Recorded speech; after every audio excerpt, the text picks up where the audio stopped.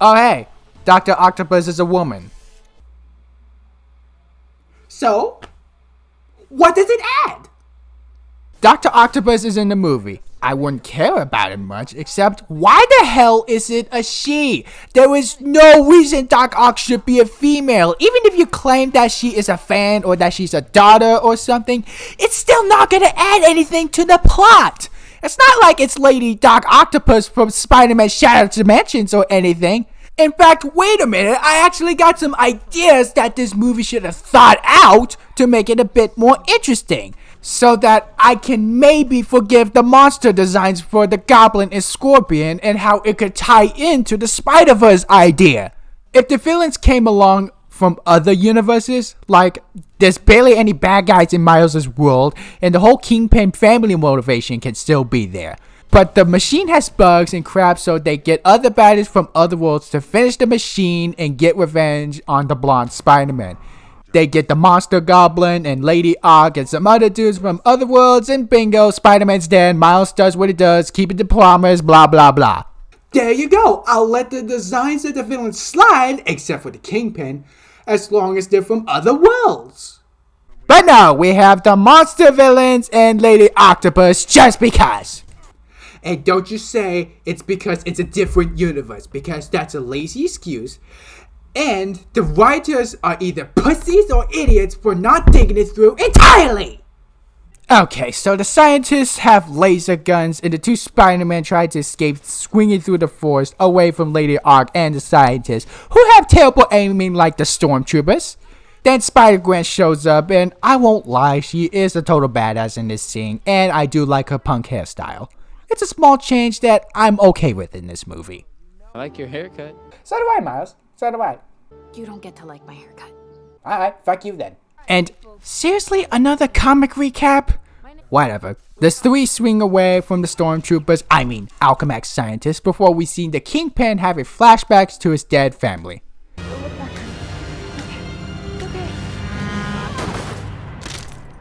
So yeah, he built his collider so that he can have his family again, but why would his wife and kid love him? The Kingpin looks like an abomination. This flashback symbolizes that people love this crap, and I am Spider-Man trying to stop this movie.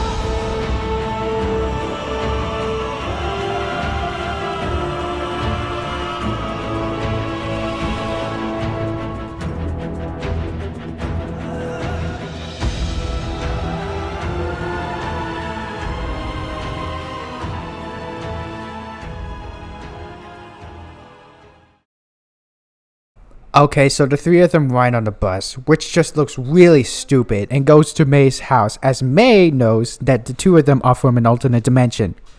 They go to the backyard and open up a shack, which,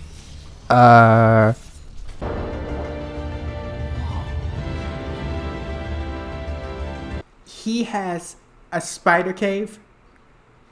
I call bullshit. oh hey look, it's the PS4 costume. Can I play that game instead?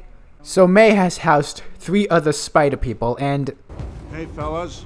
Spider-Man Noir is voiced by Nicolas Cage. Oh, Call me crazy, but Nicolas Cage's voice acting doesn't really add anything to the picture. I prefer the live-action Nicolas Cage that acts over the top, but apparently he lost his game lately, so forgive me if I find this extremely underwhelming. How about you have him be voiced by Jonathan Banks instead? I could just tell Nicolas Cage is trying to add something, but fails miserably. Nowadays, he just talks in a really dull tone. It doesn't seem invested in the least. Unlike the past Nicolas Cage, where he acts nuts much to our entertainment. If you're pissed at what I have to say about Nicolas Cage, both in the movie and what he is nowadays, you all can just kiss my ass. We have Penny Parker, that anime girl who rides a spider mech. And of course, Peter Porker, the spider pig who was originally a spider but gets turned into a pig. He's basically a cartoon just like the Looney Tunes, so I'm just gonna let that slide. Oh gosh, another comic recap again? With the three simultaneously and they make this quick? Glad to know that the writers have somewhat of a brain to realize this is kind of repetitive, so they decide to make it quick. So, a new problem is that one of them has to stay behind to turn off the collider. Of course, Miles is the obvious choice, but the problem is, of course, he doesn't have control of his powers yet.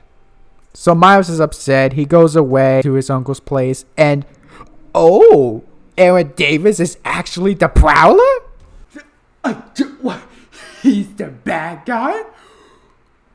My mind is blown! When I first watched this movie, something felt familiar and off with this guy. I remember reading a comic where his uncle or something is wearing a recolored Iron Spider outfit and is one of the bad guys. And wouldn't you know, he's the bad guy in this film as well. Sorry if I'm not shocked, even though I'm not sorry. So Miles gets chased, escaped, and heads back to May's house as Penny manages to complete the drive. Purple. No. Blue. No. I'm sorry, movie, but Ultimate Spider-Man cartoon did this already. In Return of the Spider-Verse Part 3. It's nothing new aside from the Rubik's Cube. My Uncle Aaron, he works for Kingpin. He tried to kill me. This is a pretty hardcore origin story. Okay, I'll give the movie that one too. The villains show up. Scorpion is a monster because why the hell not? Fight scene ensues, Aaron shows up, and Miles unmasks himself. Kingpin orders Aaron to kill, but he doesn't. It gets shot in the back.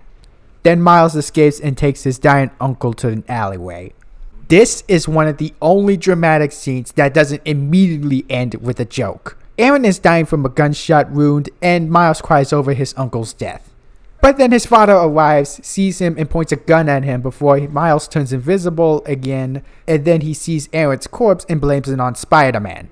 How did he come to the conclusion? It makes no sense considering the posture looks like Miles is crying or something.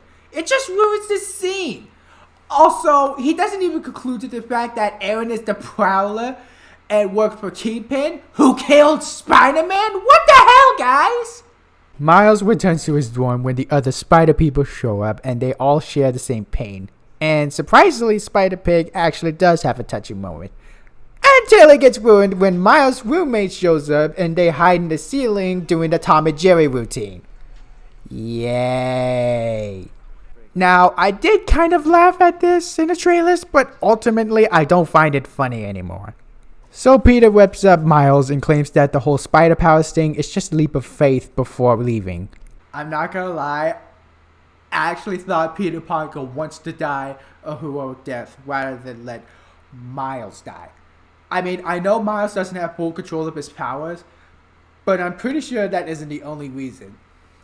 I'm willing to bet, after all the depressing shit he went through, he just wants to die. I even thought about it in the theaters. If anybody had the same thought, please leave that down in the comments below. This may be one of the only good things to come out of this film.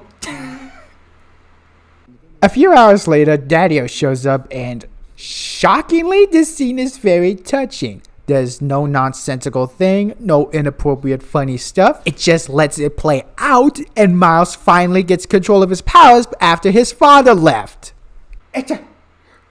You actually done it!